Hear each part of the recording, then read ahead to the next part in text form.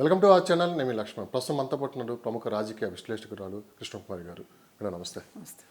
తెలంగాణలో ఎలక్షన్లు ఇలా వచ్చాయి, అలా వెళ్ళిపోయాయి. ఏం జరిగింది అనేది లోపే ప్రభుత్వం కూడా ఏర్పడింది. కొత్త ప్రభుత్వం ఆల్రెడీ ప్రభుత్వం నడుపుతుంది. కానీ ఆంధ్రప్రదేశ్లో ఎలక్షన్లు 2 నెలలు ఉండగానే ప్రతిరోజు ఎలక్షన్ జరుగుతున్నట్టు అక్కడ కనపడుతుంది. ఒకళ్ళు సిద్ధం అంటే మరొకళ్ళు సంసిద్ధం అంటున్నారు.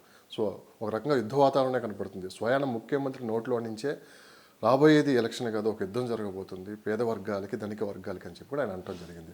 నిజంగానే ఆ యుద్ధం జరగబోతుందా? ఒకవైపు జగన్మోహన్ రెడ్డి గారు, మరోవైపు పవన్ కళ్యాణ్ గారు తెలుగుదేశం పార్టీ ఒక పొత్తుగా ముందుకు వస్తున్నారు. అనుకోని అతిథిగా షర్మిలా గారు ఎంట్రీ ఇవ్వటం, అన్న వదిలిన బాణమే అన్నకి రివర్స్లో మాటల తోటాలతో పేలుతూ ఉంది. సో ఇది ఎవరికి నష్టం, ఎవరికి లాభం? రాబోయేది కురుక్షేత్ర యుద్ధమేనా అంటే మీరు ఏం చెప్తారు? యుద్ధం అయితే చాలా టఫే అండి. ఎవరికి అంత నల్లేరు మీద నడకైతే కాదు. తెలంగాణలో ఎలక్షన్ కూడా ఎప్పుడైతే కాంగ్రెస్ పుంజుకోవటం మొదలెట్టిందో ఇక్కడ కూడా బాగా టఫ్గానే నడిచింది. ఇంత హాట్గా లేదు అసలు. మీరు ఇప్పుడు వేడి వచ్చింది అంటున్నారు. నా దృష్టిలో అయితే ఎప్పటి నుంచో వేడిగా ఉంది. జగన్మోహన్ రెడ్డి సీఎం అయిన దగ్గర నుంచి కూడా టార్గెట్గానే ఉన్నాడు. 175 టార్గెట్ ప్రతిపక్షాలు లేకుండా చేయాలనుకోవటం. వై నాట్ 175 అనే డైలాగు అదొక్కటే కాకుండా తెలుగుదేశం పార్టీ నేతల్ని రకరకాల కేసులు పెట్టి రకరకాల పద్ధతుల్లో ఇబ్బంది పెట్టడం, ఆర్థికంగా ఇబ్బంది పెట్టడం, అలాగే కేసుల ద్వారా చట్టపరంగా ఇబ్బంది పెట్టడం. అంటే వాళ్ళకి ఒక రకంగా వాళ్ళని బాధ్యతాయుతమైన ప్రతిపక్షంగానూ ఉండనివ్వలేదు. రాబోయే ఎన్నికలకి సిద్ధం అవ్వటానికి కూడా వాళ్ళకి ఊపిరాడనివ్వనంత పరిస్థితిలో జగన్మోహన్ రెడ్డి చేశాడు. చాలా వ్యూహాత్మకంగా ఉన్నాడు జగన్మోహన్ రెడ్డి. ఓ పక్కన తన పనులు తాను చేసుకుంటానే ఉన్నాడు. అంటే పథకాలని అదని ఇదని మాయ చేసి మభ్యపెట్టి చెప్పింది ఒకటి చేసేది ఒకటి అన్నీ చేస్తూ ఉన్నాడు. అంటే వచ్చే ఎన్నికలను దృష్టిలో పెట్టుకుని ప్రభుత్వం అండతోటి ఏం చేయొచ్చో అది చేసుకుంటూ వచ్చాడు. కానీ మరి ప్రతిపక్షానికి కూడా మామూలుగా పద్ధతిలో అయితే ఆ స్కోప్ ఇస్తారు. ఎవరైనా వాళ్ళ పని వాళ్ళని చేసుకొని ఇస్తారు. కానీ వాళ్ళ పని వాళ్ళని చేసుకోనివ్వకుండా వాళ్ళని ఎన్ని రకాలుగా ఇబ్బంది పెట్టి ఎంత ఇబ్బంది పెట్టాడంటే అసలు మేము తెలుగుదేశం అని చెప్పుకోవాలి అంటే తెలుగుదేశం కార్యకర్తలు భయపడే విధంగా ఒక రకమైన ఒక టెర్రరైజ్ చేసి పారేశాడు.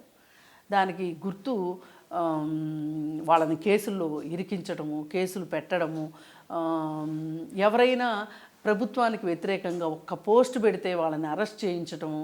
ఆఖరికి మొన్న రంగనాయకమ్మ అనే ఆవిడ గుంటూరు శంకర విలాస్ హోటల్ ఆవిడ బహిరంగంగా మాట్లాడడం జరిగింది. ఆవిడ అనింది ఏంటంటే అక్కడ ఏదో ఒక కెమికల్ ఫ్యాక్టరీలో గ్యాస్ రిలీజ్ అయిన సందర్భంగా వాళ్ళందరినీ చూస్తుంటే చాలా బాధగా అనిపిస్తుంది, వాళ్ళకి న్యాయం జరుగుతుందో జరగదో అని ఆవిడ ఒక చదువుకున్న మహిళగా ఆవిడ ఒక పోస్ట్ పెట్టింది.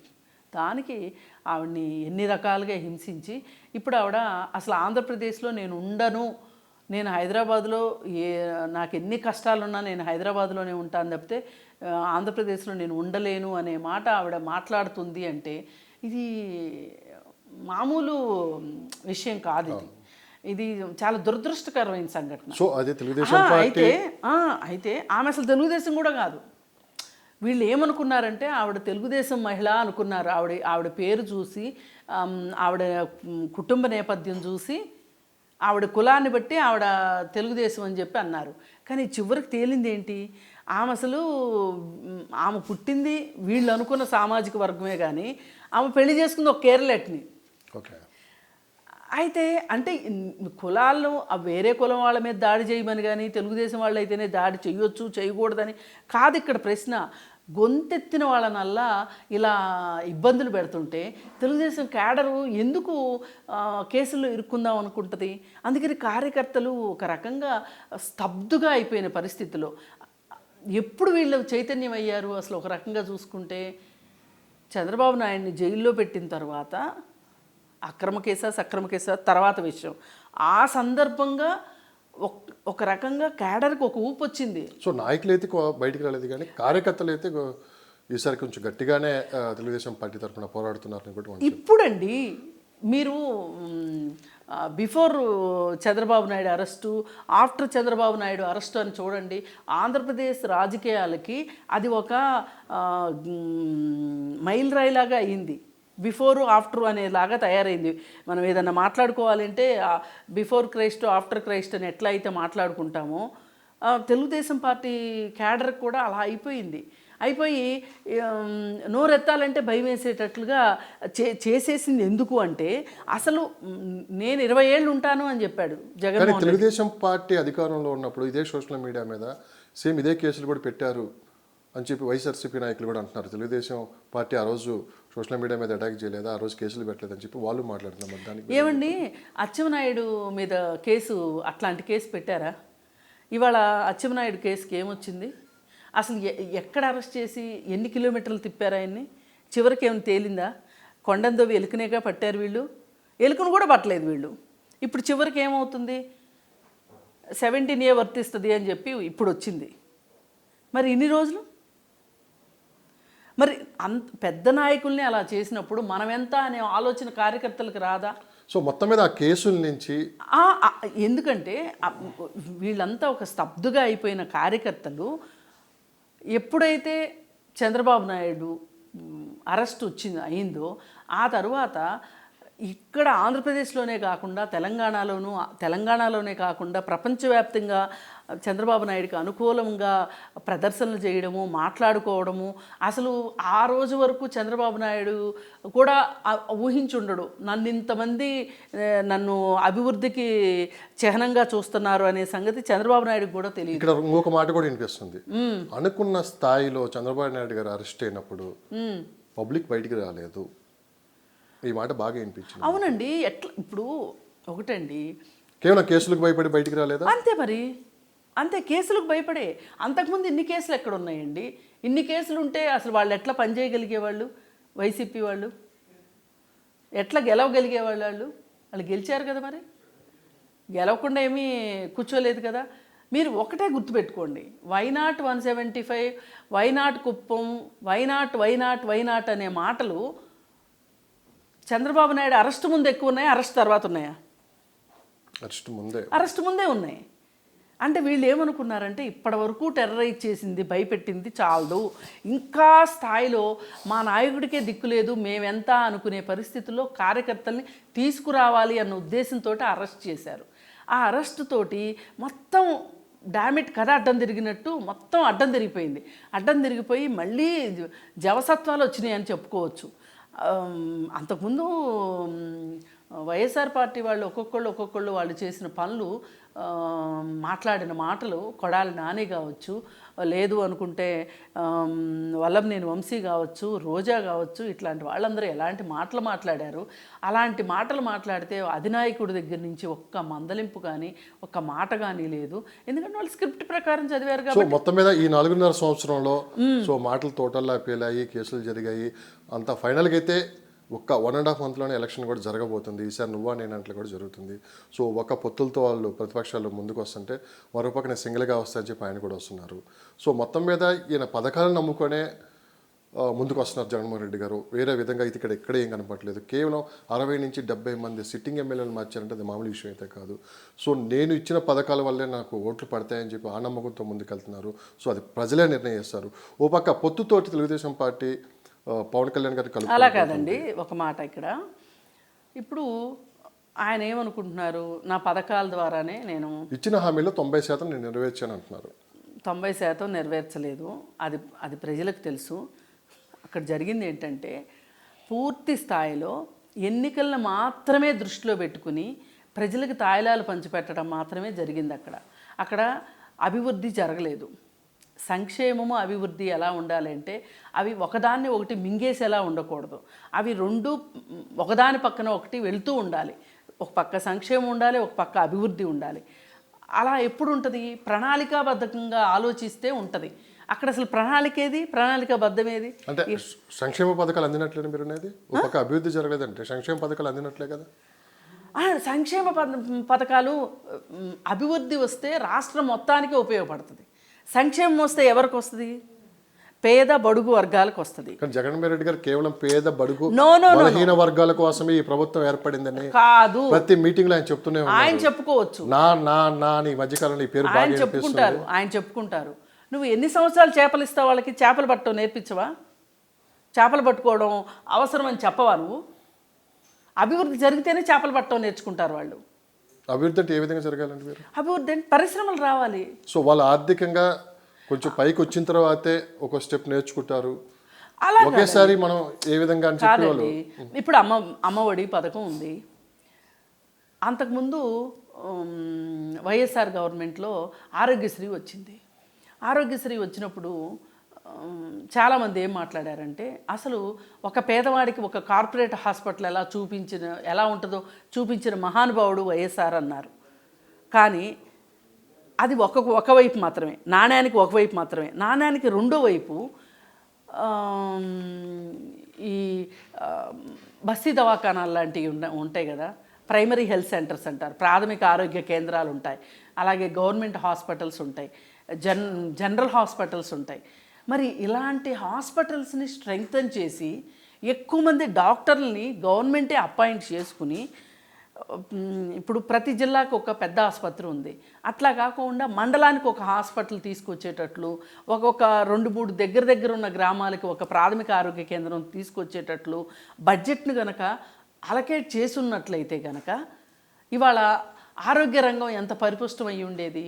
అంటే ప్రభుత్వము తన బాధ్యత నుంచి తను తప్పుకోవడం కోసం తన బాధ్యతని ప్రైవేట్ రంగానికి బదలాయింపు చేసిందే ఆరోగ్యశ్రీ కార్యక్రమం. అక్కడ అట్లా కాకుండా నువ్వు ఆరోగ్యశ్రీ పథకానికి ఎన్ని కోట్లు పెట్టావో అన్ని కోట్లని అసలు గవర్నమెంట్ హాస్పిటల్లో ఎక్విప్మెంట్ ఎందుకు ఉండదు?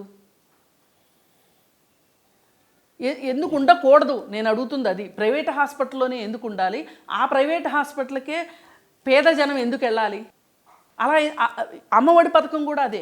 నువ్వు గవర్నమెంట్ బళ్ళను గనక బాగా సంస్కరించున్నట్లయితే గనక ఆ బడులకి రంగులేసుకునే దాని మీద పెట్టిన శ్రద్ధ ఏదో దాని పెచ్చులకి సిమెంట్ చేయడానికో లేకపోతే టీచర్లను అపాయింట్ చేయడానికో నువ్వు శ్రద్ధ చూపించినట్లయితే కనుక గవర్నమెంట్ స్కూల్స్ బాగుండేవి. అప్పుడు నీకు అమ్మఒడి పథకంతో పని ఏంటి? అసలు ఒక పేదవాడు, నువ్వు అనుకునే పేదవాడు, ఎవరికైతే అమ్మఒడి పథకానికి అర్హుడైన పేదవాడు ప్రైవేట్ స్కూల్కి ఎందుకు వెళ్ళాలి? గవర్నమెంట్ స్కూల్కి ఎందుకు వెళ్ళకూడదు? మేమందరం గవర్నమెంట్ స్కూల్లోనే చదువుకున్నాం. మీరు కూడా బహుశా గవర్నమెంట్ స్కూల్లో చదువుకునే ఉంటారు చిన్నప్పుడు. గవర్నమెంట్ స్కూళ్ళు అంటే అంత తీసేసి ఉన్నాయా? అంత వెళ్ళకూడని ప్రదేశాలు అవేమన్నా? ఇప్పుడు అక్కడ మంత్రి ఎవరండి? విద్యాశాఖ మంత్రి ఎవరు? బొత్స సత్యనారాయణ గారు విద్యాశాఖ మంత్రి. ఆయన ఒక ప్రెస్ మీట్లో ఏం చెప్పారు అంటే, టీచర్ల కొరత వల్ల కొన్ని స్కూళ్ళని మూసేస్తున్నాము, కొన్ని స్కూళ్ళను విలీనం చేస్తున్నాము అని చెప్పి ఒక గొప్ప ప్రకటన అయితే చేశాడు. అదేదో ఆంధ్రప్రదేశ్ ప్రభుత్వానికి నోబెల్ బహుమతి వచ్చింది అన్నంత రీతిలో చెప్పాడు. ప్రభుత్వ టీచర్ల కొరత రావడం ఏంటండి? స్కూళ్ళను విలీనం చేయడం ఏంటండి? గవర్నమెంట్ స్కూల్స్కి వెళ్ళేది ఎవరండి? పేదవాళ్ళు. గవర్నమెంట్ స్కూల్స్కి పోనీ ఏమైనా బస్ సౌకర్యం ఉంటుందా? ఇప్పుడు ఆ తల్లో తండ్రో కూలీనాలి చేసుకునేవాళ్ళు వాళ్ళు పక్కూరు స్కూల్కి తీసుకెళ్ళి చదువు చెప్పిస్తారా? చూద్దాం మేడం. ఎందుకంటే లేదండి, మీరు కాదండి, ఇవి ప్రజలకు తెలియాలి. వీళ్ళు చేసిన మేము అభివృద్ధి అని చెప్పుకుంటున్న మేడిపొండు ఏంటో విప్పి చూపించాల్సిన అవసరం మీడియాగా ఉంది. ఇప్పుడు ఇది నేను ఒక ఎగ్జాంపుల్గా చెప్తున్నా మీకు. మరి ఇలాంటి నేను అమ్మఒడి చేశాను, అది చేశాను, ఇది చేశాను అంటే సంక్షేమము ఎంతవరకు అనే దాని గురించి మన చర్చ మొదలైంది. దానికి కట్టుబడి మాట్లాడుతున్నా నేను. ఇది ఏదైతే ఉందో ఈ సంక్షేమం అనేది వద్దని ఎవ్వరూ చెప్పరు. సంక్షేమం ఉండవలసిందే. సంక్షేమం ఎలా ఉండాలి? ఆల్రెడీ మనకున్న ప్రభుత్వ సంస్థలు ఏవైతే ఉన్నాయో, ప్రభుత్వ ఆసుపత్రులు ఏవైతే ఉన్నాయో అట్లాంటి వాటిని స్ట్రెంగ్తన్ చేసుకుంటూ పేదలకు వాటిని దగ్గరికి చెయ్యాలి. నువ్వు అమ్మఒడి 15,000 ఇస్తానంటావు, ముందు ఇంట్లో ఉన్న ఇద్దరు పిల్లలకి ఇస్తానన్నావు, తర్వాత ఒకరికే ఇస్తానన్నావు. అంటే ఒకరిని ప్రైవేట్ స్కూల్లో చదివించి ఇంకొకరిని గవర్నమెంట్ స్కూల్లో చదివించాలా? మరి అలాంటప్పుడు గవర్నమెంట్ స్కూల్ మీద నీకే చిన్న చూపు ఉన్నప్పుడు వాళ్ళ ఇంట్లో పిల్లలు ఇద్దరు ఎట్లా అనుకుంటారు? అసలు తల్లిదండ్రుల ఖాతాలో వేయడం ఏంటి డబ్బులు? వాళ్ళు ఏ స్కూల్లో చదువుకుంటే ఆ స్కూల్ అకౌంట్లోకి వెళ్ళేటట్లు ఉండాలి. అంటే ప్రైవేట్ స్కూల్స్కి మీరు అకౌంట్లో ఏమంటారా? అంతే మరి. వాళ్ళు ఫీజు కట్టేది అందుకే కదా. అంటే ఇప్పుడు అమ్మఒడి పథకం పెట్టింది ఫీజు కట్టడానికి కాకుండా వాళ్ళని వాడుకోమని ఇచ్చింది. మరి మీరే అంటున్నారు కదా, గవర్నమెంట్ స్కూల్ ఉండగా ప్రైవేట్ స్కూల్ ఎందుకు చదవాలి, ప్రైవేట్ స్కూల్కి ఎందుకు మనం పే చేయాలి? నేను అమ్మఒడి పథకం తప్పని చెప్తూనే, ఒకవేళ అమ్మఒడి పథకమే తీసుకొస్తే మీకు అంత చిత్తశుద్ధి ఉంటే మీరు తల్లిదండ్రుల ఖాతాలో ఎందుకు వేస్తున్నారు? వీళ్ళని మీరు భవిష్యత్తు ఓటర్లుగా చూస్తున్నారు తప్పితే తల్లిదండ్రులుగా చూడట్లేదు. అంటే వీళ్ళకి అమ్మఒడి పథకం ద్వారా డబ్బులు ఇచ్చి వీళ్ళని ఇప్పటి నుంచే ఓట్లు కొంటున్నారా మీరు? మేడం ఓకే మేడం, అదే అంటున్నాను. సో ప్రతిపక్షాలన్నీ ఏకతాటిపై వస్తున్నాయి. ఇదే సమయంలో ఆంధ్రప్రదేశ్లో జగన్మోహన్ రెడ్డి గారి చెల్లెలు షర్మిళ గారు ఏపీ పిసిసి ప్రెసిడెంట్గా ఆమె రావడం కూడా జరుగుతుంది. సో దీనివల్ల ఎవరికి నష్టం ఎవరికి లాభం అంటే మీరేం చెప్తారు మేడం? అంటే మనకున్న అంచనా ప్రకారం ఆమె జగన్మోహన్ రెడ్డిని ఓడించటం కంటే కూడా కాంగ్రెస్ పార్టీని పునరుజ్జీవింపజేసుకోవడానికి వచ్చిందనేది పైకి చెప్తున్న కారణం. కానీ మనసులో ఉన్న కారణం ఏంటి అంటే, జగన్మోహన్ రెడ్డి ఆమెని అన్ని అవసరాలకి ఆమెని సందర్భం వచ్చిన ప్రతిసారి, అవసరమైన ప్రతిసారి ఆవిడని బాగా వాడి ఆవిడికి మొండిచేయి చూపించాడు అని ఆమె బాధపడుతుంది. అది ఆమె ఆవేదన ఒక రకంగా. అంటే ఇదంతా మనం ఊహించుకునేది కాదు. ఆవిడే చెప్పింది, నేను అన్నిసార్లు ఉపయోగపడ్డానన్నా. అయితే ఆ సందర్భంగా చూసుకుంటే ఇప్పుడు మనకి ఆ కోపంతోనే ఆమె ఆంధ్రప్రదేశ్లోకి ప్రవేశించింది. అంటే ఇప్పుడు వరకి కత్తికి రెండు వైపుల పదునులాగా ఒకటి ఆమె మనసులో ఉన్న ఎజెండా, పైకి ఎజెండా. ఇప్పుడు కాంగ్రెస్ వాళ్ళు కూడా అందరూ ఆమెకు సహకారం చేస్తున్నారు. పాత ఓల్డ్ కాంగ్రెస్ లీడర్స్ అందరూ ఇప్పుడు మళ్ళీ యాక్టివ్ అయ్యి మళ్ళీ ఆమె చుట్టూ ఆమెని నడిపిస్తున్నారు. ఆమె వెనక నడుస్తున్నారని నేను అన్నగానే ఆమెను నడిపిస్తున్నారు వాళ్ళంతా. మరి ఇది మనకి పైకి కనిపించే చిత్రం. కానీ ఈవిడ రాకని చాలా కోపంగా రిసీవ్ చేసుకుంటున్నారు ఎవరు? వైఎస్ఆర్ పార్టీ వాళ్ళు. మామూలుగా అయితే రాజకీయాల్లోకి ఒక కొత్త వ్యక్తి వస్తున్నారు అంటే ప్రతి ఒక్కళ్ళు మనసులో ఇష్టం ఉన్నా లేకపోయినా స్వాగతిస్తారు. అక్కడ కనీసం ఆ స్వాగతం కూడా ఆవిడకి దక్కలేదు.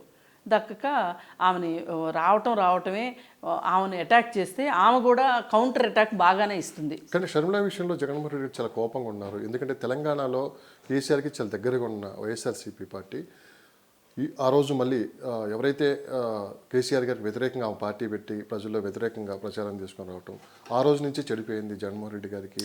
ఆ రోజు నుంచే చెడిపోయింది అనడం తప్పండి. ఏ రోజు నుంచి చెడిపోయింది అంటే, ఆవిడని ఏ రోజైతే పాదయాత్రలకి ఆమెను వాడి, ఏ రోజైతే వాళ్ళు చెప్పినట్టు ఆమె తెలుగుదేశం పార్టీ వాళ్ళ మీద కేసు పెట్టడానికి సిద్ధమయ్యి వచ్చేటప్పుడు ఆమె ఇచ్చిన ప్రెస్ మీట్లో చెప్పిన మాటలు ఏంటి? మాకు అసలు ఆంధ్ర పోలీసుల మీదే నమ్మకం లేదు, అందుకే మేము హైదరాబాద్ పోలీసులకి మేము చెప్తున్నాము అని ఆ కేసు పెట్టడానికి వస్తున్నామని చెప్పింది ఆవిడ. మీకు గుర్తుండే ఉంటుంది. వచ్చింది అంటే అది కూడా ఎప్పటి నుంచో ట్రోల్ చేస్తుంటే ఎన్నికల ముందే ఎందుకు ఆమె కేసు పెట్టింది అంటే చిన్నపిల్లాడిని అడిగినా చెప్తారు, ఎవరిని అడిగినా చెప్తారు ఈ సంగతి. ఇది కేవలం రాజకీయాల్లో ఈ విషయాన్ని గురించి ఎక్కువ మాట్లాడుకుని సొమ్ము చేసుకోవడం, కానీ ఇది ఒక ఎన్నికల ఎత్తుగడే అనే సంగతి అందరికీ తెలిసిందే. అలాగే కోడికత్తి సీన్ కూడా ఎన్నికల ఎత్తుగడే అని అందరికీ తెలుసు. అట్లాగే బాబాయ్ హత్యను కూడా వాళ్ళు అలాగే పోర్ట్రేట్ చేసుకున్నారనే సంగతి కూడా తెలుసు. అయితే ఇప్పుడు మరి వీళ్ళందరినీ ఎలా చేశారో షర్మిలను కూడా అంతే చేశారు వాళ్ళు. అంతకుముందు కుటుంబంలో ఆస్తుల పంచాయతీ నడుస్తుందని చాలామందికి తెలుసు. ఆవిడ కూడా ప్రైవేట్ టాక్స్లో చెప్పింది, పబ్లిక్గా చెప్తే బాగోదని. మరి ఈ పరిస్థితిలో ఆవిడ వచ్చింది. ఆవిడ వచ్చినప్పుడు ఆవిడ ముఖ్య ఉద్దేశం కాంగ్రెస్ పార్టీ వాళ్ళందరినీ కలుపుకుని కాంగ్రెస్ పార్టీ ఇక్కడ బాగానే ఉంది అని పాత సాంప్రదాయక కాంగ్రెస్ ఓటర్ని తన చేరువు చేసుకోవడానికి, అలాగే కాంగ్రెస్ పార్టీలో నుంచి వెళ్ళిన వైఎస్ఆర్ పార్టీలో ఉండి పాత కాంగ్రెస్ వాళ్ళు అక్కడ కొంచెం ఊపిరాడక, అంటే జగన్మోహన్ రెడ్డి పద్ధతులకు కావచ్చు, జగన్మోహన్ రెడ్డి వ్యూహాలు నచ్చని వాళ్ళు కొంతమంది ఉన్నారు అక్కడ. అలాంటి వాళ్ళు ఈమె వైపుకి వచ్చే అవకాశం ఉంది. ఈమె ఇప్పుడు సీట్లు సంపాదిస్తుంది అని చెప్పలేం, కానీ ఓట్లు మట్టుకు సంపాదించగలుగుతుంది. ఈ పద్ధతిలో జగన్మోహన్ రెడ్డికి నష్టం అనేది ఒక వాదన. రెండో వైపు ఏంటి అంటే, ఈమె కాంగ్రెస్ ఓటుతో పాటు ప్రభుత్వ వ్యతిరేక ఓటును కూడా చీలుస్తుందేమో. ఇది తెలుగుదేశానికి నష్టం అవ్వచ్చు కదా అని ఆలోచిస్తున్నారు కొంతమంది. Yes. ఇలా రెండు రకాల వాదనలు ఉన్నాయి. కాకపోతే ఇప్పుడు ఆంధ్రప్రదేశ్లో ఉన్న పరిస్థితుల్లో చంద్రబాబు నాయుడు వీళ్ళేం మాట్లాడుతున్నారు, పవన్ కళ్యాణ్ ఏంటి, ఇవన్నీ పక్కన పెట్టేసేసి నేను వస్తున్నది మాత్రం రాజధాని కోసమే వస్తున్నా, నేను ఈ రోజుకి రాజధాని విషయానికి కట్టుబడి ఉన్నా, వైజాగ్ స్టీల్ ప్లాంట్ని ఎట్టి పరిస్థితుల్లో ప్రైవేట్ పరం చెయ్యను, అలాగే పోలవరాన్ని పట్టాలెక్కిస్తాను, ఆంధ్రప్రదేశ్లో రోడ్లు చూస్తే అందరూ నవ్వుతున్నారు, ఈ రోడ్లు ఇలా లేకుండా చూస్తాను నేను అనే మాట చంద్రబాబు నాయుడు అనగలగాలి.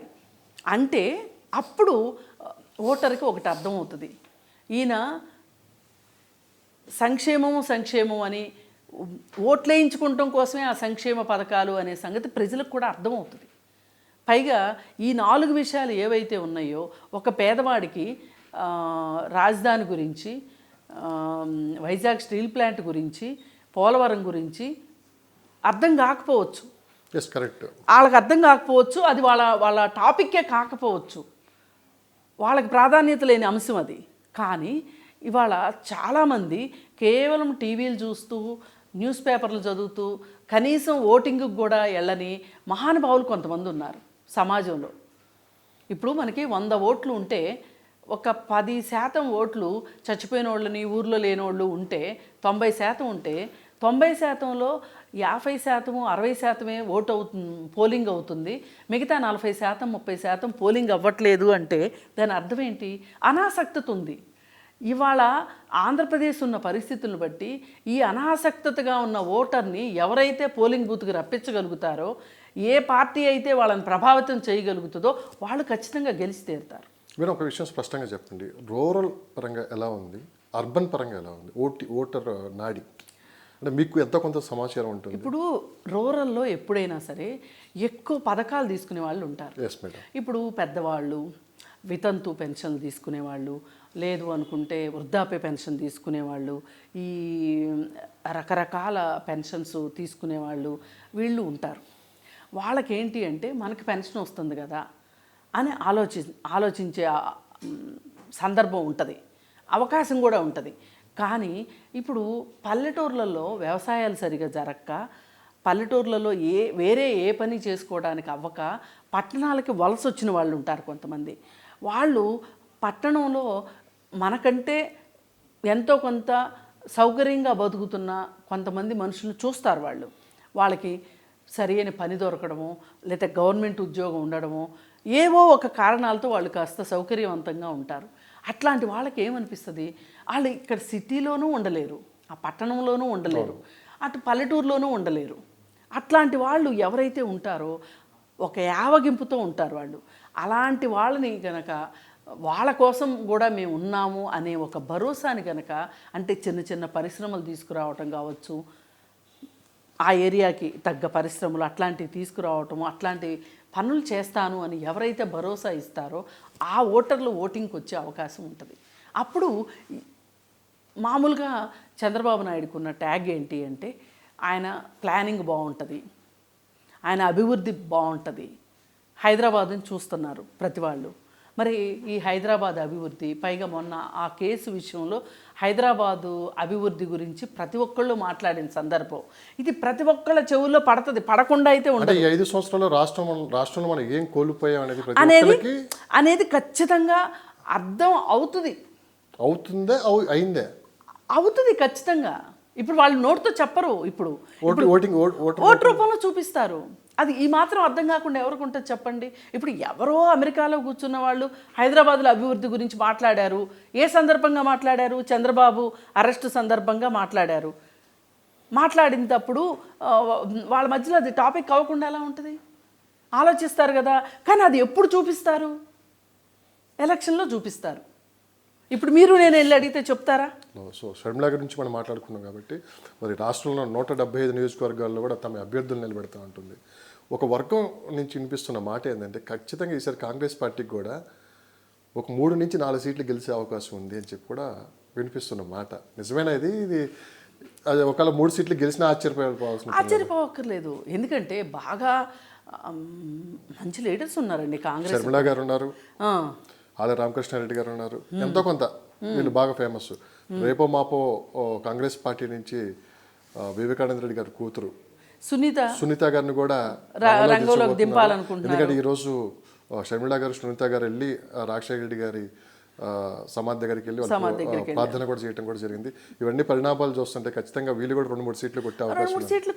ఇప్పుడు బీజేపీ లాంటి పార్టీయే 2-3 సీట్లు గెలుచుకోనే పరిస్థితి ఉన్నప్పుడు వీళ్ళకి రాకూడదని ఎక్కడుంది? పైగా ఇంకొక విషయం కూడా, ఒకవేళ చంద్రబాబు నాయుడు అటు తిరిగి ఇటు తిరిగి ఇండియా కూటమిలోకి వచ్చాడు అనుకోండి, అప్పుడు పొత్తు ఎవరెవరి మధ్యలో ఉంటుంది? కాంగ్రెస్ తెలుగుదేశం పొత్తులో ఉంటుంది. పొత్తులో ఉన్నప్పుడు ఇంకా ఎక్కువ అవకాశాలు ఉంటాయి కదా. సో ఇదంతా ఒక మాస్టర్ ప్లాన్ ప్రకారమే ఏపీలో షర్మిల గారిని దించారు. అదే ఇప్పుడు షర్మిలాని దించారు అంటే ఆవిడకి ఏమీ సొంత లాభం లేకుండా దిగలేదండి. స్వామి కార్యము స్వకార్యము 2 కార్యాలు ఉన్నాయి ఇక్కడ. షర్మిల గారు వచ్చినప్పుడు ఒక మాట అయితే అన్నారు, మేడం, నన్ను అంతగా మీరు వాడుకున్నారు పార్టీ అవసరాల కోసం, పాదయాత్రల కోసం, అవసరం ఉన్నప్పుడు ప్రతిసారి మీకు నేను అండగా ఉన్నాను. ఇంత జరిగినా కానీ జగన్మోహన్ రెడ్డి గారు షర్మిల గారిని పక్కన పెట్టడానికి కారణం ఏముంటుంది? ఒక మాట బాగా అనిపిస్తున్న మాట ఏంటంటే, జగన్మోహన్ రెడ్డి గారు జైల్లో ఉన్నప్పుడు సోనియా గాంధీ దగ్గరికి వెళ్ళి అనిల్ గారు, షర్మిల గారు బెయిల్ రాకుండా చూడండి అని చెప్పి సోనియా గాంధీతో చెప్పారు. ఆ విషయం అక్కడ తెలిసే వీళ్ళ మధ్య గ్యాప్ ఏర్పడింది. ఎందుకంటే ముఖ్యమంత్రిగా షర్మిలాని చేయాలని చెప్పి అనిల్ గారు ఆలోచించారు ఆ రోజుల్లో. వినిపిస్తున్న మాట ఇది ఎంతవరకు ఒక సీనియర్ జర్నలిస్ట్ ఒక ఇంటర్వ్యూలో చెప్పిన మాట నేను ఈరోజు మిమ్మల్ని అడుగుతున్నాను. ఇప్పుడు ఇట్లాంటి మాటల్ని మామూలుగా రాజకీయ పరిస్థితులను అంచనా వేయాలి అంటే మనం అంచనా వేయగలుగుతాం, కానీ ఇలాంటి సీక్రెట్ మీటింగ్స్లో అసలు వాళ్ళు వెళ్ళారో లేదో మనకు తెలియదు, మనకు సంబంధం లేదు, అసలు ఆ విషయం మనకు తెలియదు. కానీ పదవి కోసమే కదా కొట్లాట జరుగుతుంది.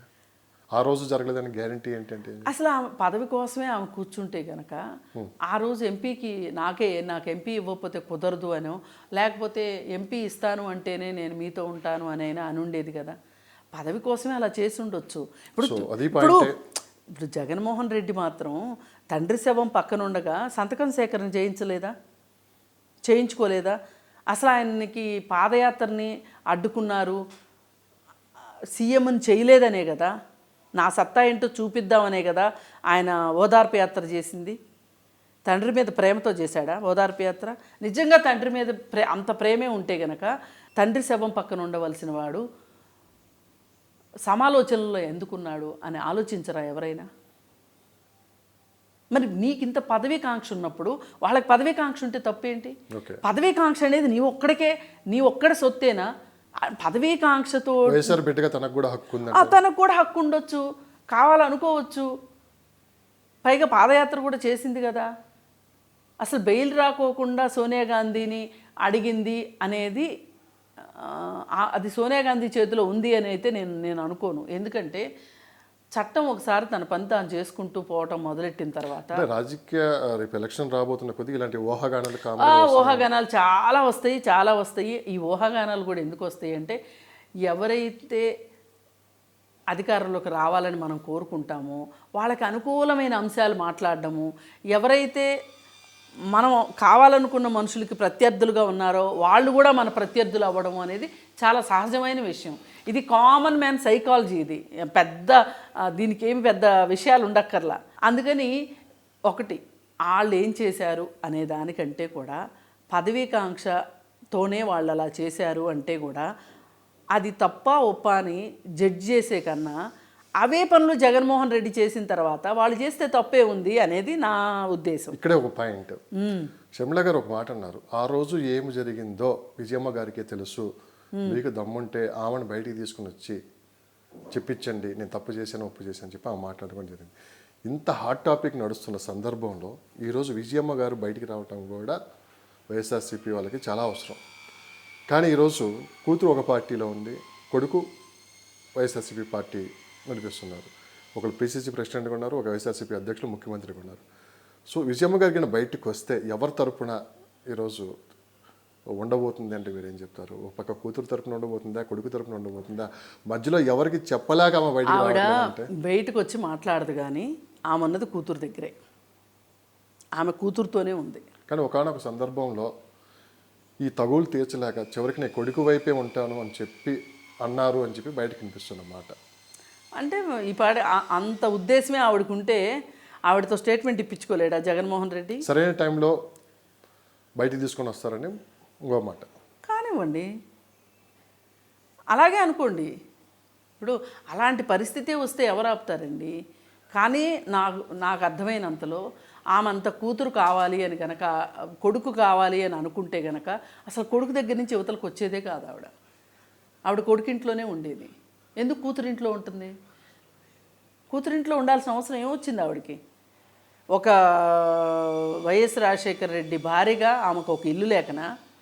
ఆమె కావాలనుకుంటే ఇల్లే ఉండదు ఆవిడకి? ఆవిడ వేరే ఇంట్లో కూడా ఉండొచ్చు కదా. కూతురు దగ్గర ఎందుకు ఉంటుంది? కూతురు దగ్గర ఉండగలిగిన మనిషి కొడుకు దగ్గర ఎందుకు ఉండట్లేదు? వాళ్ళకి ఏమి ఇబ్బందులు వచ్చి ఉండలేకపోతున్నారు?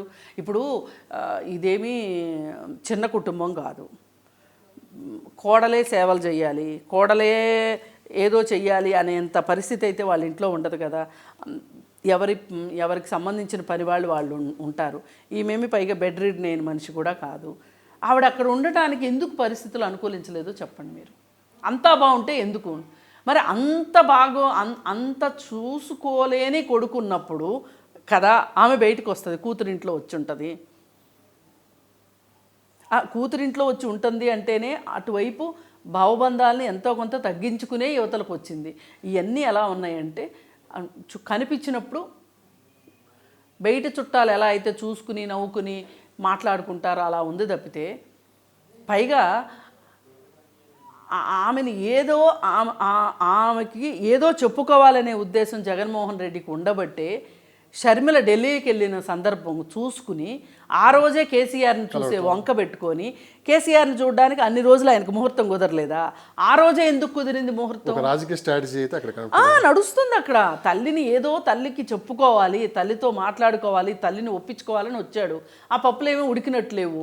ఆ పప్పులే ఉడుకున్నట్లయితే గనక షర్మిల ఇంతలా ఆ తర్వాతే కదా షర్మిల ఇంతలా మాట్లాడడం. ఓ పక్క జగన్మోహన్ రెడ్డి గారు ఇంటి పోరుతో సతమతం అవుతుంటే, మరో పక్క ప్రతిపక్షాలన్నీ ఏకతాటిపై మళ్ళీ ముప్పేడ దాడి చేస్తున్నాయి.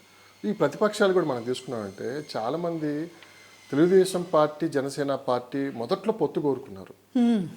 ఏది అప్పుడున్న పరిస్థితులను బట్టి తెలుగుదేశానికి బలం కొంచెం తగ్గిందని చెప్పి ఇద్దరు కలిసి ముందుకెళ్తేనే రేపు జగన్మోహన్ రెడ్డి గారిని అధికారంలో దించొచ్చు అని ఒక ఆలోచనతో పోయారు. రాను గమనించామంటే మనం కాస్త తెలుగుదేశం పార్టీ బాగా పుంజుకుంది. ఓ రకంగా ఏంటంటే జనసేన తెలుగుదేశం పార్టీ పొత్తులతోనే వెళ్తాము, సీట్ల విషయంలో సర్దుబాట్లు జరుగుతాయి అని చెప్పి ప్రజల్లోకి వెళ్తున్నారు. ప్రజలైతే వాళ్ళ మనసుల్లో ఏముందైతే బయటికి తెలియదు, కానీ నాయకులు అయితే కలిసి వెళ్తున్నారు.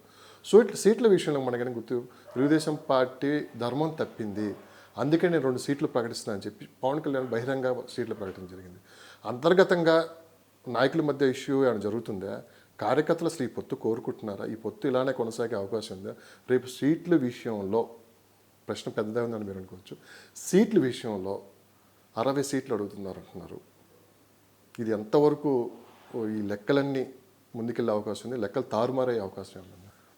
అంటే అసలు వీళ్ళ పొత్తు ఎలా ఉండబోతుంది అనేది మీ అసలు ప్రశ్న. పొత్తు సీట్లు ధర్మం తప్పింది. అయితే అసలు వీళ్ళందరినీ ఆడిస్తున్న మాంత్రికుడు ఢిల్లీలో ఉన్నాడు. ఎవరా మాంత్రికుడు? అమిత్ షానే. అమిత్ షా ఆడిస్తున్నాడు ఎవరితోటి? పవన్ కళ్యాణ్ తోటి. పవన్ కళ్యాణ్ ఊవిళ్ళూరేడా పొత్తు అని? తెలుగుదేశం ఊవిళ్ళూరిందా చెప్పండి? గత 2 సంవత్సరాల నుంచి ప్రతి ఇంటర్వ్యూలు మీరు ఇదే విషయం చెప్తున్నారు, ఆడిచ్చేవాడు అక్కడ ఉన్నాడు అని.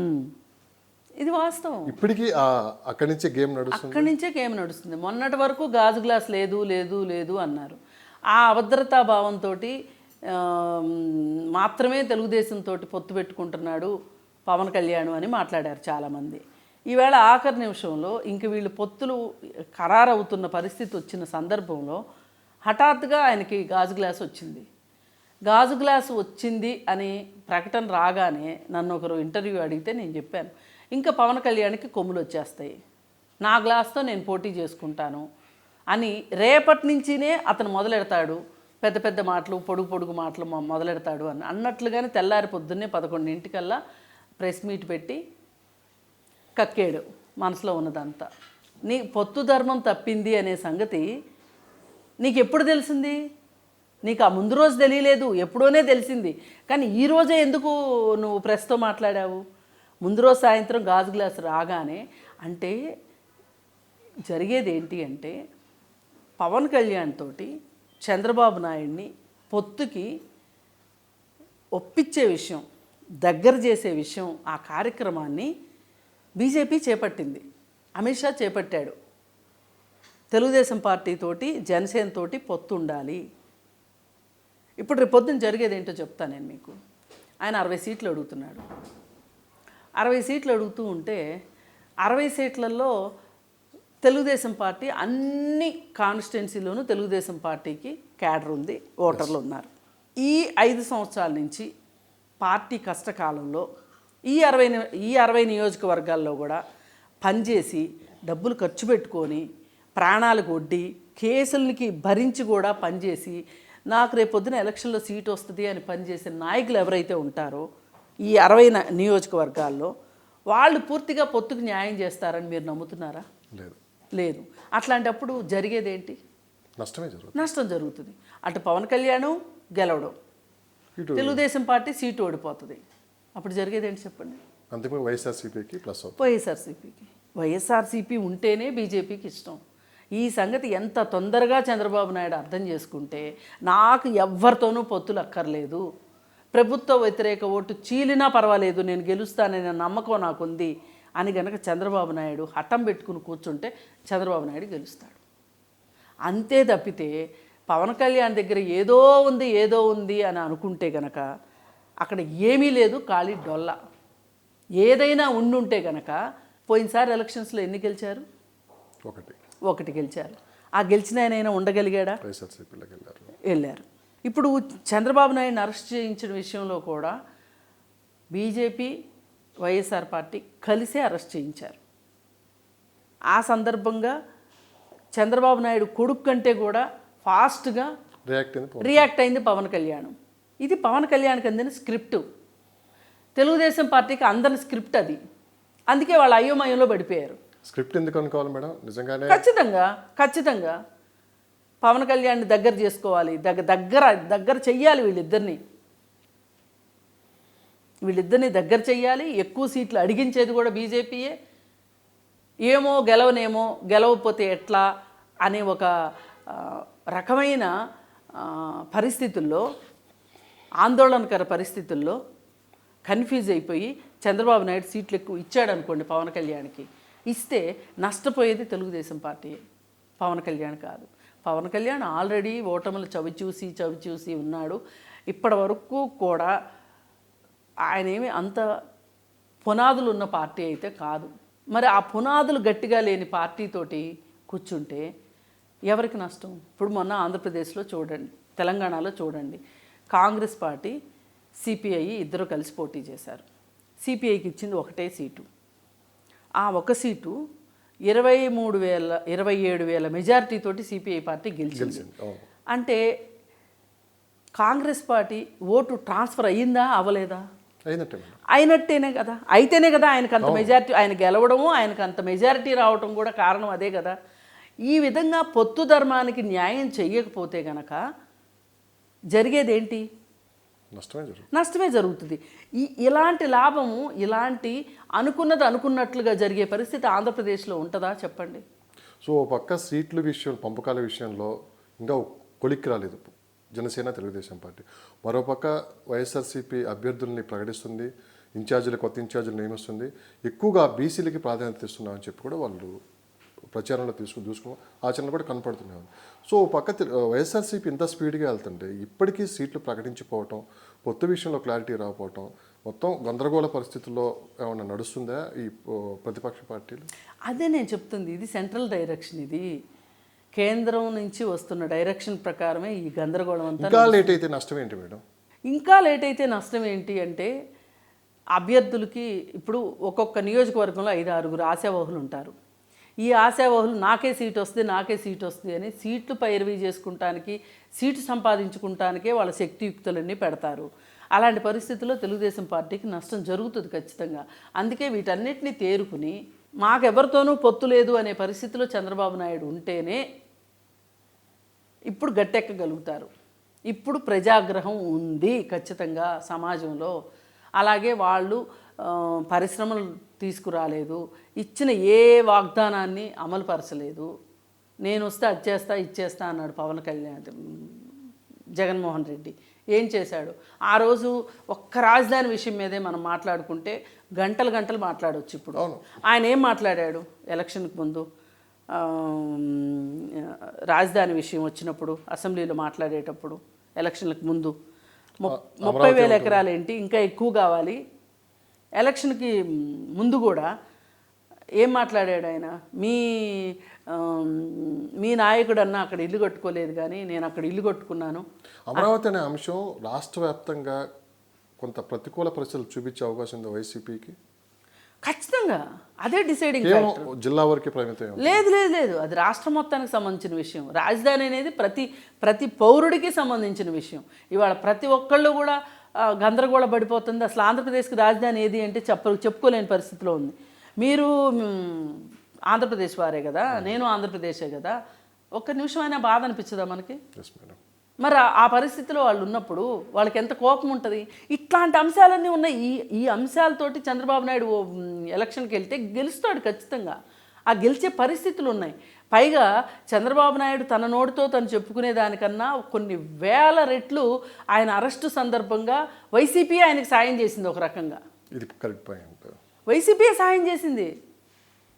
సాయం చేసి నేను తప్పు చేశాను అని నాలుగు కొరుక్కునే లోపు జరగవలసిన నష్టం జరిగిపోయింది.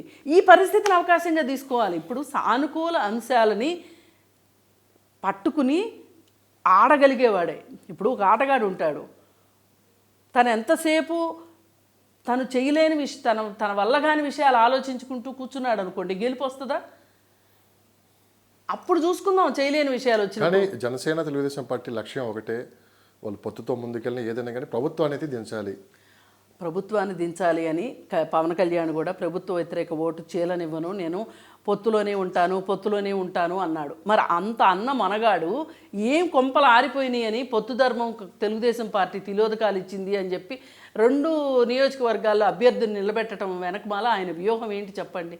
ఆయనకి కావాల్సింది ఆయన పార్టీ గెలవడం కావాలా, ఆయన మాట నెగ్గాలా, లేకపోతే రాష్ట్ర ప్రజలు కావాలా? ఈ రాష్ట్ర ప్రజల కోసం నేను అవసరమైతే త్యాగాలకు సిద్ధం అవుతున్నాను అని చెప్పాడు కదా పవన్ కళ్యాణ్. చెప్పి నాకైతే గుర్తుంది, మరి మీకు గుర్తుందో లేదో. మరి అలాంటప్పుడు ఏమైపోయినాయి ఆ త్యాగాలన్నీ? ఒక్క గాజు గ్లాస్ నీ చేతికి రాగానే పొత్తు ధర్మానికి నువ్వు అసలు అంత కొంపలు ఏమి అంటుకుపోయినాయి అని. పోనీ నువ్వేమన్నా చర్చలు చేసి చర్చల్లో విఫలమైనవి, అందుకే నేను ఈ నిర్ణయం తీసుకున్నాను చెప్పడానికి ఏమన్నా ఆధారం ఉందా? ఓవరాల్గా తీసుకున్నామంటే ఒక కురుక్షేత్ర యుద్ధమే జరగబోతున్నట్టు కనపడుతుంది. జగన్మోహన్ రెడ్డి గారు సిద్ధం అంటున్నారు, సంసిద్ధం అంటున్నారు. సో అసలు ఏపీలో రేపు అధికారం చేపట్టబోయేది ఎవరు? సో ఈసారి లైఫ్ అండ్ డెత్ అని ముందుకెళ్తున్నారు అన్ని పార్టీలు. ఇక్కడ సేఫ్ గేమ్ ఆడుతుంది ఎవరు? జనసేన సేఫ్ గేమ్ ఆడుతుందా? అసలు ఇక్కడ సేఫ్ గేమ్ అన్సేఫ్ గేమ్ ఏమి లేదండి. లైఫ్ అండ్ డెత్ ఎవరికైనా. అసలు ఇప్పుడు పవన్ కళ్యాణ్ని ప్రతిసారి అని పాపం ఆయన బాధ పెట్టడం కూడా నా ఉద్దేశం కాదు.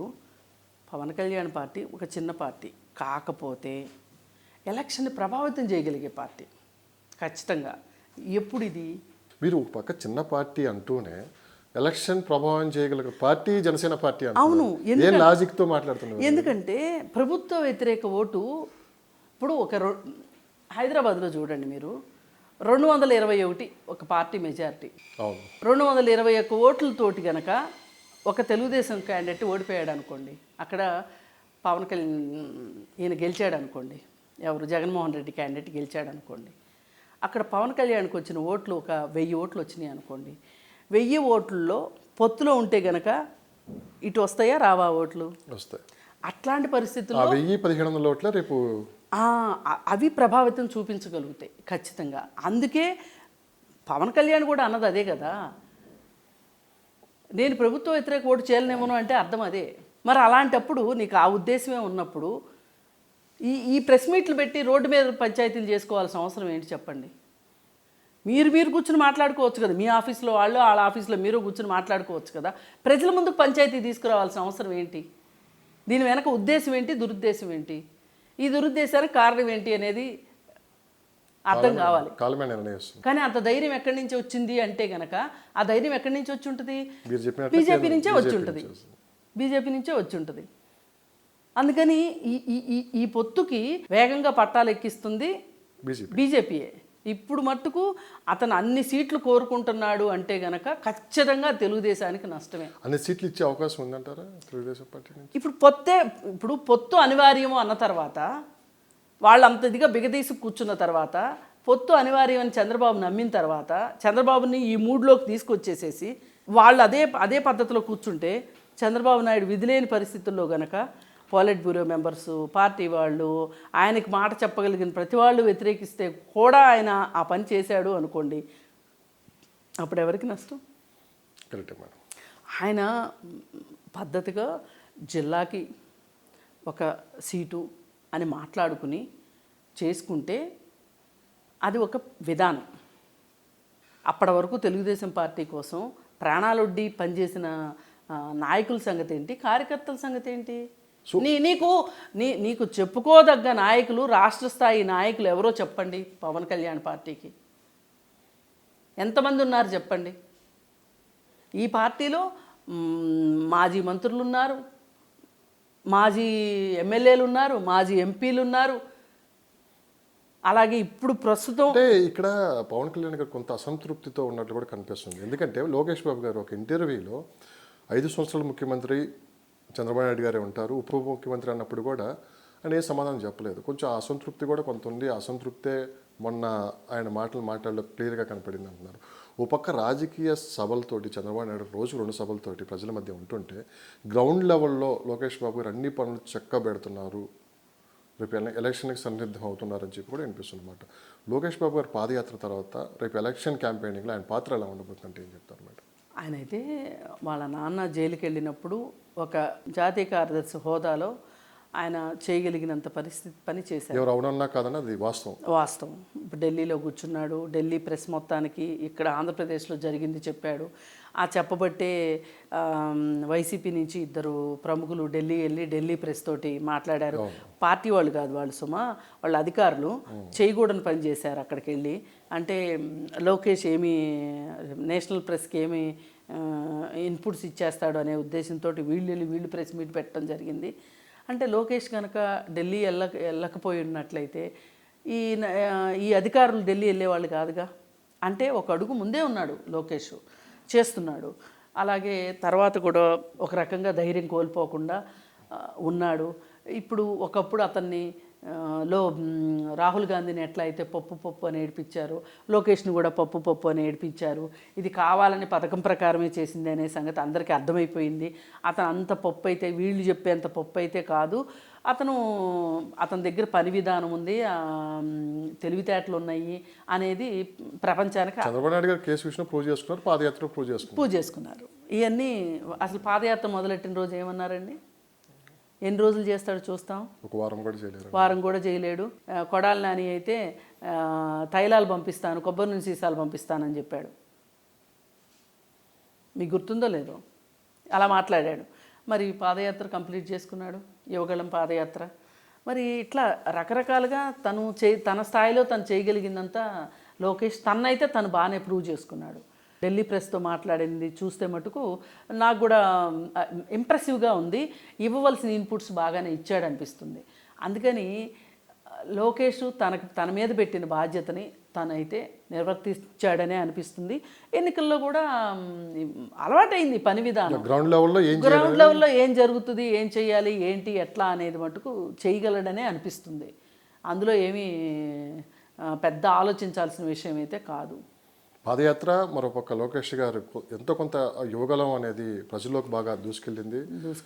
కొంత తెలుగుదేశం పార్టీకి అది అనుకూలంగా కూడా మారిందని చెప్పి కూడా మన కొన్ని ఫలితాలు కూడా చూస్తుంటే అర్థమవుతుంది. 100కి 80% సర్వేస్ అన్నీ తెలుగుదేశం పార్టీ జనసేన పార్టీ అధికారంలో రాబోతుందని చెప్పి అంటున్నారు. ఏ సర్వే చూసినా కానీ కొన్ని సర్వే ఇండియా టుడే ఇలాంటివి వచ్చేసి కొన్ని వైఎస్ఆర్సీపీ రాబోతుంది అంటున్నారు. ఈ సర్వేలని పూర్తిగా నమ్మొచ్చు అంటారా? నిజంగానే గ్రౌండ్ లెవెల్లో జరుగుతున్న పరిస్థితులు అంచనా వేసి వాళ్ళు ఈ సర్వే ఫలితాలు బయటకు ఇస్తున్నారు అనుకో. అంటే మనము అన్ని సర్వేలు కరెక్ట్ అవుతాయని చెప్పడానికి వీల్లేదు. ఆ సర్వేలు ఎంతమందిని చేశారు, ఏ ప్రశ్నలు అడిగారు, ఏ ఏ వర్గాల ప్రజలను అడిగారు అనే దాన్ని బట్టి మనం నమ్మొచ్చు. ఇప్పుడు మొన్న తెలంగాణలో రీసెంట్గా జ్యోతిష్కుల దగ్గర నుంచి సర్వేల దగ్గర నుంచి ఇంకా రకరకాలుగా రకరకాలుగా వెళ్ళిపోయింది. అసలు ఒక జ్యోతిష్యుడు తండ్రి కాదు కొడుకే సీఎం అవుతాడు, డైరెక్ట్ సీఎం, డైరెక్ట్గా స్వర్గానికి వెళ్తారు అన్నట్లుగా పేర్లు కొన్ని ఇప్పుడు ఎందుకులేండి అని చెప్పారు. చెప్తే అది జరగల. మరి అట్లా అందరి అంచనాలు తలకిందులైనాయి. కానీ చివర్లో సర్వేలు మటుకు కాంగ్రెస్కే అనుకూలంగా వచ్చినాయి. అవును, ఎక్కువ సర్వేలు కాంగ్రెస్కి అనుకూలంగా వచ్చినాయి. ఇప్పుడు దాన్ని బట్టి మనం ఏం అంచనా వేసుకోవచ్చు? ఎక్కువ సర్వేలు ఏది చెప్తున్నాయి? ఇప్పుడు ఒక మీడియా సంస్థని లేదు అనుకుంటే ఒక సర్వే సంస్థని వాళ్ళు ఆకట్టుకోవచ్చు, అంటే చెప్పించుకోవచ్చు. తెలుగుదేశం కావచ్చు, వైఎస్ఆర్ పార్టీ కావచ్చు, అందరినీ అయితే చెప్పించుకోలేరు కదా. కాబట్టి ఏంటంటే ఎక్కువ ఎవరు చెప్తారో చూద్దాం. ప్రతిదీ ర్యాండమ్గా తీసుకుంటామే. ఇప్పుడు 10 సర్వే సంస్థలు చెప్పినాయి అనుకోండి, ఈ 10 మంది ఏం చెప్పారు, దీనిలో మెజారిటీ ఏది వచ్చింది అనే దాన్ని బట్టి మనం మెజారిటీని ఫాలో అవ్వడమే తప్పితే మన ప్రజాస్వామ్యంలో అంతకంటే. సో సర్వే ప్రకారం అయితే వాళ్ళ విలేజెస్కి వెళ్ళటమో కొన్ని శాంపిల్స్ తీసుకుని మీరు 2-3 సంవత్సరాల నుంచి యాక్టివ్గా పాలిటిక్స్లో డిబేట్స్లో పాల్గొంటారు. మరి మీకు బయట జరుగుతున్న అంశాలు ఏది ట్రెండింగ్లో నడుస్తుంది మీకు కూడా ఒక అవగాహన ఉంది. దాన్ని బట్టి మీరు డిస్కషన్లో ఎక్కువ మాట్లాడుతూ ఉంటారు. మీకున్న అంచనా ప్రకారం రేపు ఆంధ్రప్రదేశ్లో రాబోయే పార్టీ ఏదండి, మీరు ఏం చెప్తారు? ప్రస్తుతం ఉన్న పరిస్థితుల ప్రకారం చూసుకుంటే తెలుగుదేశానికి వచ్చే అవకాశం ఉంది. వైసీపీ ఎందుకు, జనసేన తెలుగుదేశం పార్టీ పొత్తున్నా ఉండకపోయినా తెలుగుదేశం పార్టీ గెలవగలదు. పొత్తును మీరు ఎందుకు ఒప్పుకోవట్లేదు? ఎందుకు ఒప్పుకోవట్లేదు అంటే అవునన్నా కాదన్నా తెలుగుదేశం పార్టీ పెద్ద పార్టీ, పవన్ కళ్యాణ్ పార్టీ చిన్న పార్టీ. పొత్తుకి విఘాతం కలిగించేలాగా ప్రకటనలు చేస్తూ వెళ్తూ ఉంటే ఎలా ముందుకు సాగుతుంది చెప్పండి. అందుకోసం ఏంటంటే వాళ్ళది ఇప్పుడు ప్రస్తుతానికి ఒక లిమిటెడ్ పాత్ర. తెలంగాణలో బీజేపీ అనుకున్నట్లు 2019తో పోల్చుకుంటే జనసేన కూడా 4-5 జిల్లాల మీద తీవ్ర ప్రభావం చూపించే అవకాశం ఉంది. విశాఖపట్నం, ఈస్ట్ గోదావరి, వెస్ట్ గోదావరి బాగా జనసేన పుంజుకుంది. ఈసారి మీరు అనుకున్నంత వెనకబడి అయితే లేదు. కొన్ని మనం చూస్తున్నాం ఏ విధంగా బయట ఏం జరుగుతుంది అనేది కూడా. కానీ ఈ పొత్తు ధర్మంతో ముందుకెళ్తేనే రేపు ఖచ్చితంగా అధికార పార్టీని దించొచ్చు అని ఇద్దరు నాయకులు బలంగానే మేము ముందుకెళ్తున్నారు మేడం. అలా బలంగా ముందుకెళ్తే ఎవరు కాదనరు. ఇప్పుడు ఆ రాష్ట్రానికి కావాల్సింది ఒక ముఖ్యమైన విషయాల్లో జగన్మోహన్ రెడ్డి ఫెయిల్ అయ్యాడు కాబట్టే, విఫలం చెందాడు కాబట్టే అతన్ని మారాలి అని కోరుకుంటున్నాం. అని మీరు అనేది బీజేపీ చెప్పిన మాటలు వినకుండా జనసేన తెలుగుదేశం పార్టీ ఒక తాటిపై వెళ్తే అంటే ఇప్పుడు పవన్ కళ్యాణ్ ఒక అంచనాలోకి వచ్చి నాకు పలానా చోట బాగా పూర్తి బలం ఉంది, నేను గెలుస్తాను, నా ప్రభావం ఎక్కువ ఉంటుంది, నాకు పలానా చోట నాకు సీటు ఇస్తే బాగుంటుంది అనే విషయం ఇద్దరు మాట్లాడుకుంటే తక్కువ సీట్లు అయితే పవన్ కళ్యాణ్ కూడా తను ఎక్కువ శ్రద్ధ పెట్టగలుగుతాడు. ఎప్పుడైనా తక్కువ నుంచినే మనం పైకి వెళ్ళాలి, అంతేగాని ఎక్కువ వచ్చేస్తేనే ఊహించుకోవటం కన్నా తక్కువతోనే మొదలెట్టుకుంటే బాగుంటుంది. ఆర్థిక వనరులు కావచ్చు, లేకపోతే కార్యకర్తల కాన్సన్ట్రేషన్ కావచ్చు, ఏదన్నా కానీ నువ్వు తక్కువ సంఖ్యలో ఉంటే గనక నువ్వు గెలవడానికి అవకాశం ఉంటుంది. నువ్వు ఈ ఎన్నికల్లో గనక పవన్ కళ్యాణ్ గెలవకపోతే గనక ఇంకా పవన్ కళ్యాణ్ పార్టీ స్టాండ్ అవ్వటం కష్టం. అది తన ఉనికికే ప్రమాదం అనే సంగతి అర్థం చేసుకోవాలి.